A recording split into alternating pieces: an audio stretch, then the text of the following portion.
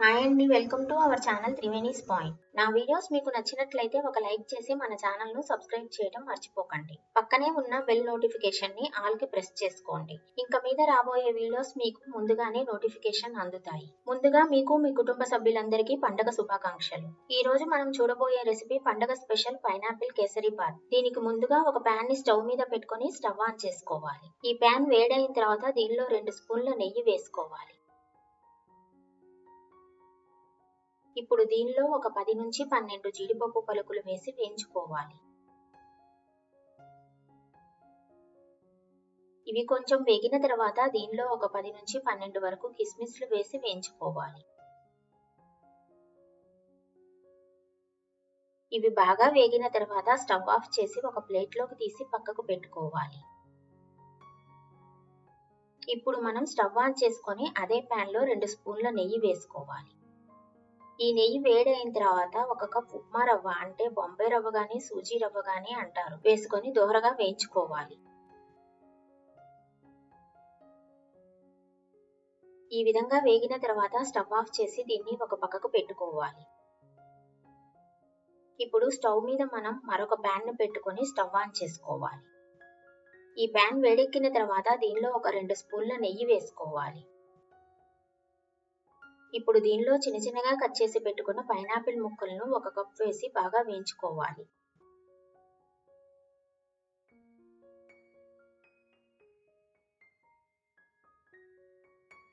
ఈ విధంగా వేగిన తర్వాత దీనిలో పావు కప్పు పంచదార వేసుకొని వేపుకోవాలి.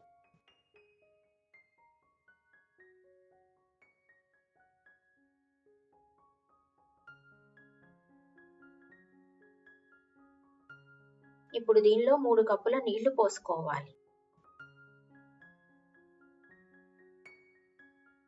అలాగే దీనిలో 2 డ్రాప్స్ ఎల్లో ఫుడ్ కలర్ వేసుకోవాలి. దీనిలో ఒక స్పూన్ యాలకుల పౌడర్ వేసుకోవాలి. ఇవి అంతా కలిసేలాగా మిక్స్ చేసుకోవాలి. నీళ్లు ఈ విధంగా మరిగిన తర్వాత మనం ముందుగా వేయించి పెట్టుకున్న ఉప్మా రవ్వను వేసి ఎక్కడా గడ్డలు లేకుండా తిప్పుకోవాలి.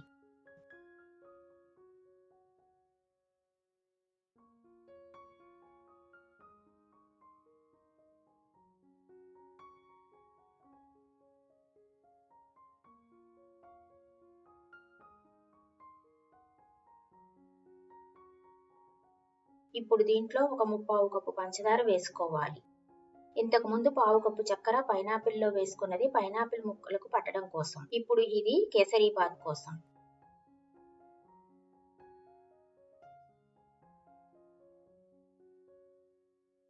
దీన్ని బాగా కలుపుకున్న తర్వాత ఒక కప్ నెయ్యి వేసుకోవాలి. ఇది సుమారు ఒక 100 ml ఉంటుందండి. అలాగే ముందుగా మనం వేయించి పెట్టుకున్న జీడిపప్పు కిస్మిస్లను వేసుకోవాలి. దీన్ని ఒకసారి బాగా కలుపుకోవాలి. ఇప్పుడు దీని మీద మూత పెట్టి ఒక 5 నిమిషాలు రవ్వ బాగా మగ్గే వరకు మగ్గించుకోవాలి.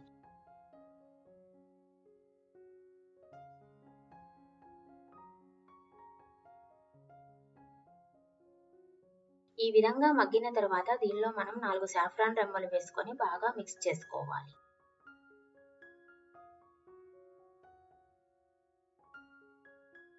ఇప్పుడు స్టవ్ ఆఫ్ చేసుకొని దీన్ని ఒక సర్వింగ్ బౌల్లో తీసుకోవాలి.